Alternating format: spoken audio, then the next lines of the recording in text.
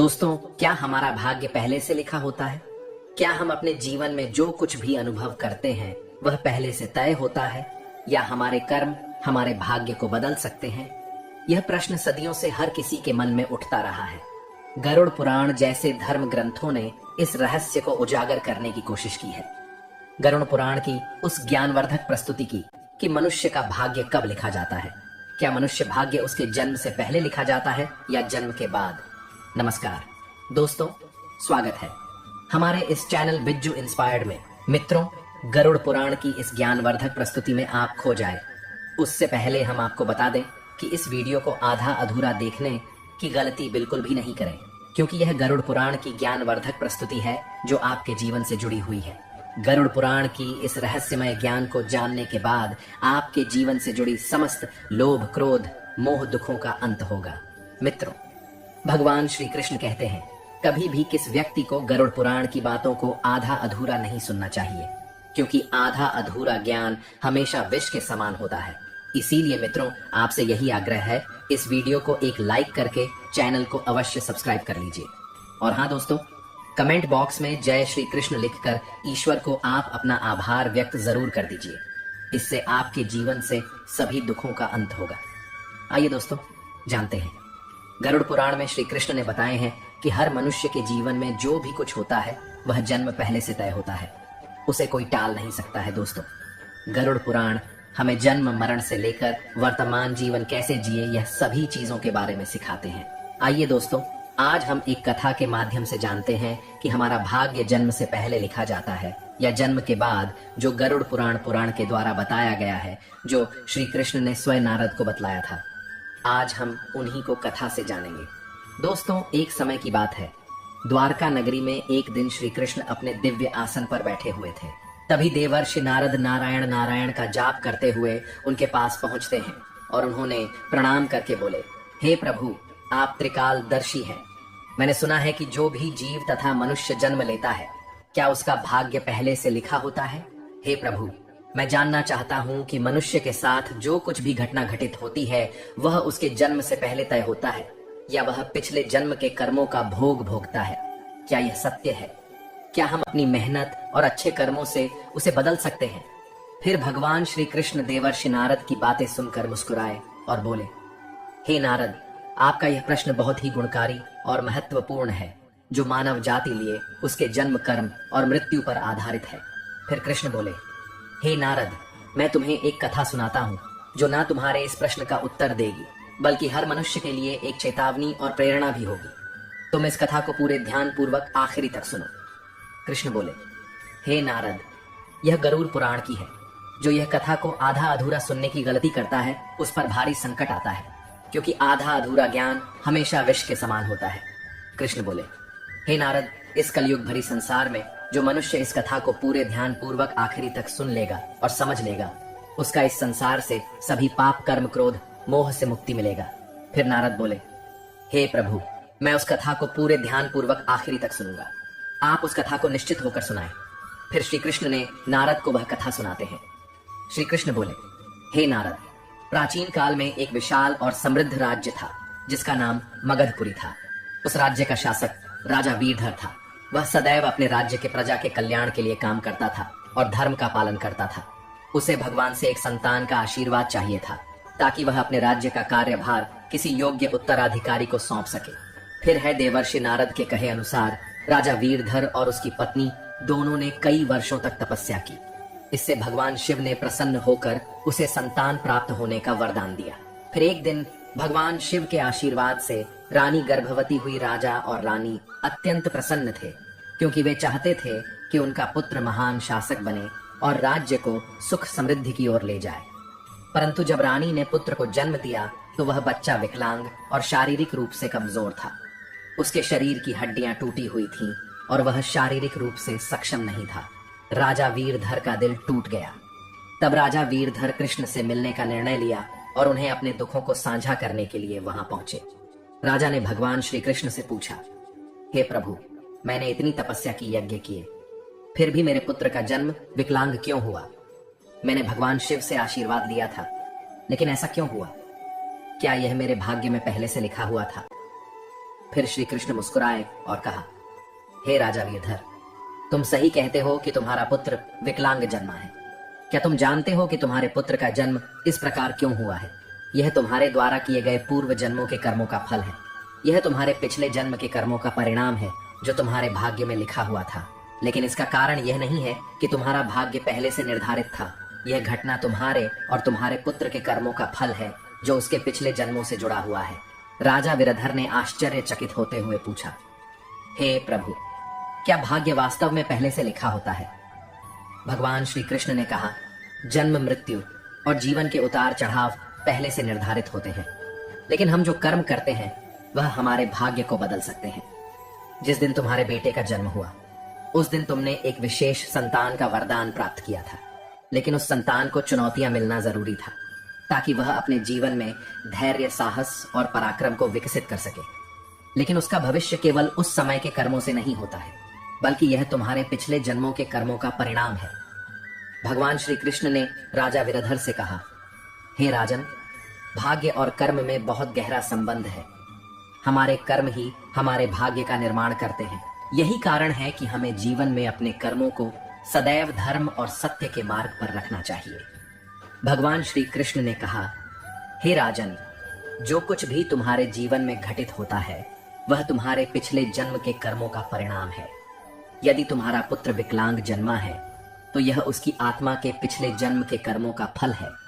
जब तुम एक पुण्य आत्मा के रूप में जन्म लेते हो तो तुम्हारे जीवन में कठिनाइयां और संघर्ष जरूर होंगे, क्योंकि इस दुनिया में हर आत्मा को कुछ ना कुछ कष्ट भोगना पड़ता है ताकि वह अपने पिछले कर्मों को समाप्त कर सके। लेकिन याद रखो, तुम्हारे पुत्र के जीवन में जो कठिनाई है वह उसकी परीक्षा है। यदि वह धैर्य और साहस से इन कठिनाइयों का सामना करता है तो वह अपने भाग्य को बदल सकता है। एक दिन वह वही कार्य करेगा जिसकी कल्पना तुमने अपने जीवन में की थी। फिर राजा वीरधर कृष्ण ने उत्तर दिया, बिल्कुल, तुम दोनों ही अपने भाग्य को बदल सकते हो। तुम्हारे पुत्र के जन्म के समय जो विकलांगता थी वह उसके कर्मों का फल था, लेकिन उसका भविष्य तुम्हारे अच्छे कर्मों पर निर्भर करता है। यदि तुम उसे साहस, धैर्य और आत्मविश्वास से भर दोगे तो वह अपने भाग्य को बदल सकता है। तुम्हारे अच्छे कर्मों के परिणाम स्वरूप वह एक दिन महान बनेगा और राज्य का भार संभालने में सक्षम होगा। फिर भगवान श्री कृष्ण ने आगे कहा, हे राजन, भाग्य चक्र के समान है जो कर्मों के आधार पर घूमता रहता है। जब तुम अच्छे कर्म करते हो तो तुम अपने भाग्य को सुखमय बना सकते हो। फिर आगे राजा वीरधर श्री कृष्ण से कहा, क्या भाग्य निश्चित रूप से पिछले कर्मों से जुड़ा होता है? भगवान श्री कृष्ण बोले, हाँ, लेकिन उसे बदलने की शक्ति तुम्हारे हाथों में है। यदि तुम अच्छे कर्म करते हो तो वह तुम्हारे भाग्य को भी सुधार सकते हो। साथ ही भक्ति साधना और सेवा से भाग्य बदला जा सकता है। भगवान की भक्ति से ईश्वर को प्रसन्न करके हम अपने भाग्य को बदल सकते हैं। अगर तुम अपने पुत्र को साहस और आत्मविश्वास से जीवन के संघर्षों का सामना करने की शिक्षा दोगे तो वह अपने भाग्य को बदल सकता है। राजा वीरधर ने भगवान श्री कृष्ण की बातों को पूरी तरह से आत्मसात किया और अपने पुत्र को शिक्षा देने का संकल्प लिया। उसने अपने पुत्र को कठिनाइयों के बावजूद साहस और विश्वास के साथ जीवन जीने की प्रेरणा दी। समय के साथ उस विकलांग पुत्र ने अपनी आत्मविश्वास और कठिनाई से लड़ते हुए समाज में महत्वपूर्ण स्थान प्राप्त किया। उसकी संघर्षशीलता और साहस ने राज्य में उसका सम्मान बढ़ाया। कृष्ण बोले, हे देवर्षि नारद, तुम यह समझो कि भाग्य एक निरंतर प्रक्रिया है जो कर्मों के आधार पर बदलता रहता है।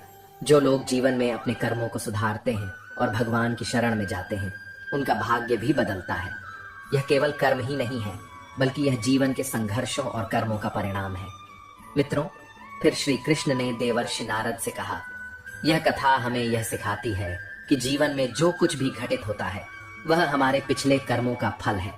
भाग्य और कर्म का कोई निश्चित प्रारूप नहीं है। हमारा कर्म हमारा भाग्य को बदल सकता है।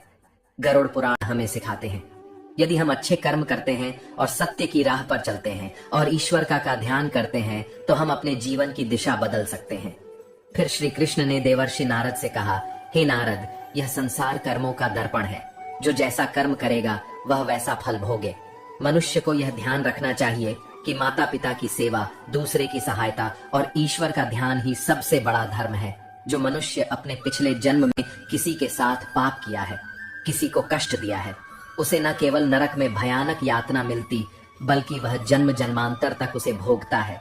लेकिन जो अपना कर्म सुधारता है वह इस चक्र से मुक्त हो सकता है, क्योंकि यह संसार एक अवसर है। कर्म, धर्म, सेवा, सत्य ही मनुष्य का जीवन है। मनुष्य को यह समझना चाहिए कि मृत्यु के बाद ही उसके अच्छे कर्म ही साथ जाते हैं। दोस्तों, यह कथा हमें यह सिखाती है कि हमारे भाग्य पिछले कर्मों का फल है। हर पाप का दंड, हर पुण्य का फल निश्चित होता है। हे मनुष्य, तुम अपने कर्मों पर ध्यान दो, स्वार्थ, पाप और अहंकार को त्यागो, धर्म, सत्य और सेवा को अपनाओ, क्योंकि यही जीवन का सबसे भरा सत्य मार्ग है। भगवान श्री कृष्ण ने इस प्रकार देवर्षि नारद को गरुड़ पुराण के रहस्य को बताया।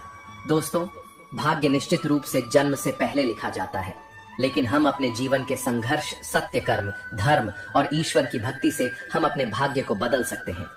गरुड़ पुराण में भाग्य का लेखा जोखा और कर्मों के बारे में उल्लेख मिलता है। पर दोस्तों, मनुष्य अपने कर्मों, संघर्ष और ईश्वर की भक्ति से हम अपने जीवन को बदल सकते हैं। मित्रों, गरुड़ पुराण हमें सिखाते हैं कि जीवन एक बोया हुआ खेत की तरह है। मनुष्य खेत में जो बीज बोते हैं वही फल प्राप्त होता है। उसी प्रकार मनुष्य अपने जीवन में जो कर्म करते हैं उसका अगले जन्म में उसी रूप से फल भोगता है। इसीलिए दोस्तों, गरुड़ पुराण में भगवान श्री कृष्ण कहते हैं कि जब मनुष्य का जन्म होता है तो उसके पिछले कर्मों के आधार पर उसका भाग्य उसके जन्म से पहले लिखा जाता है, और उस मनुष्य के साथ वही होता है जो उसके जन्म से पहले उसके भाग्य में लिखा हुआ है, जिसे कोई टाल नहीं सकता है। परंतु सत्य, धर्म और सेवा से ईश्वर को प्रसन्न कर हम अपने भाग्य को बदल सकते हैं। हिंदू धर्म का सबसे बड़ा धर्म ग्रंथ गरुड़ पुराण है, जिसमें मनुष्य के जीवन, मृत्यु और भाग्य कर्मों के बारे विस्तार रूप से बताया गया है। यह पुराण हिंदू धर्म के 18 महापुराण में से एक है, और इस पुराण में जन्म, मरण से पुनर्जन्म, कर्म और आत्मा के मार्ग के बारे में पूरे विस्तार से बताया गया है। दोस्तों, गरुड़ पुराण के अनुसार मनुष्य का भाग्य उसके पिछले जन्म के कर्मों निर्भर करता है। गरुड़ पुराण, जो विष्णु पुराणों के प्रमुख ग्रंथ में से एक है, यह पुराण जीवन के रहस्यों और मानव के कर्म फल के बारे में बताया गया है। गरुड़ पुराण में श्री कृष्ण को साक्षात भगवान विष्णु के अवतार माने जाते हैं।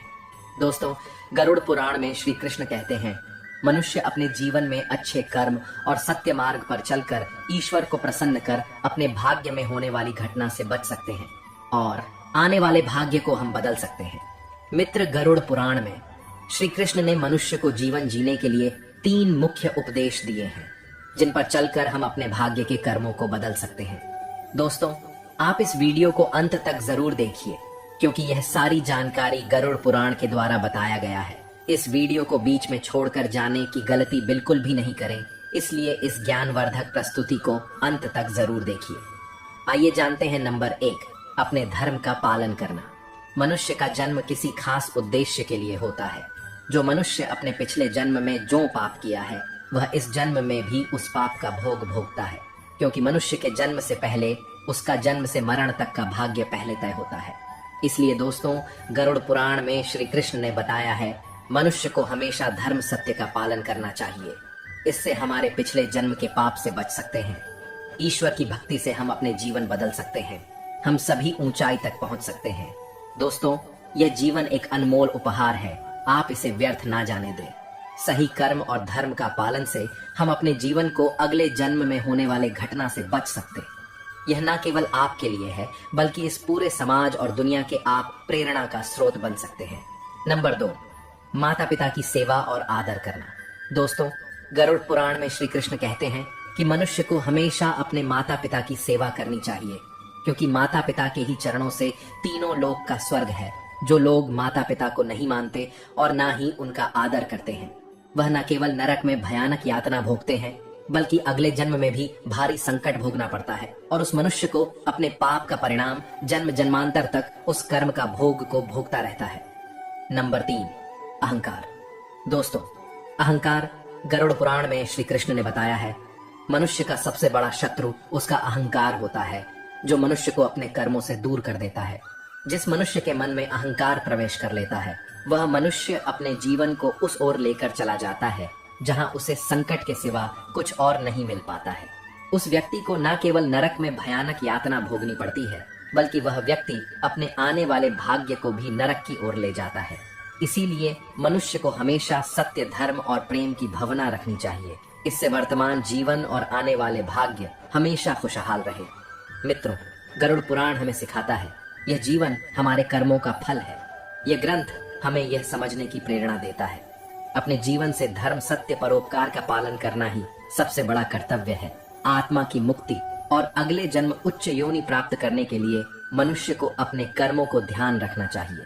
दोस्तों, गरुड़ पुराण हिंदू धर्म के महान ग्रंथों में से एक। यही हमारे जीवन को सही दिशा में चलने का ज्ञान देता है, जो हमें यह सिखाता है कि मनुष्य का भाग्य उसके कर्मों और ईश्वर की इच्छा का परिणाम होता है। यह ग्रंथ केवल जीवन और मृत्यु के रहस्यों के बारे में बतलाता है, बल्कि यह भी समझाता है कि मनुष्य अपने जीवन को किस प्रकार सही दिशा में ले जा सकता है। गरुड़ पुराण में मनुष्य के जन्म मरण से लेकर वर्तमान जीवन कैसे जिए, इन सभी चीजों के बारे में विस्तार से वर्णन किया गया है। मनुष्य के जीवन से लेकर के मृत्यु तक की सारी जानकारी इस धर्म ग्रंथ गरुड़ पुराण में बताया गया है। मनुष्य जीवन में जो कुछ घटित होता है वह हमारे पिछले जन्म का फल है। दोस्तों, गरुड़ पुराण हमें यह सिखाता है कि भाग्य केवल कर्मों का फल है। भले ही भाग्य जन्म पहले से लिखा हो, पर हम अपनी कर्म से इसे बदल सकते हैं। मित्रों, जीवन एक दुर्लभ अवसर है जिसे सही दिशा में ले जाकर हम आत्मा को मोक्ष की ओर अग्रसर कर सकते हैं। धन्यवाद दोस्तों। गरुड़ पुराण के द्वारा सभी बतलाए गए बातों को अवश्य ध्यान में रखें और सत्य की राह पर चलें।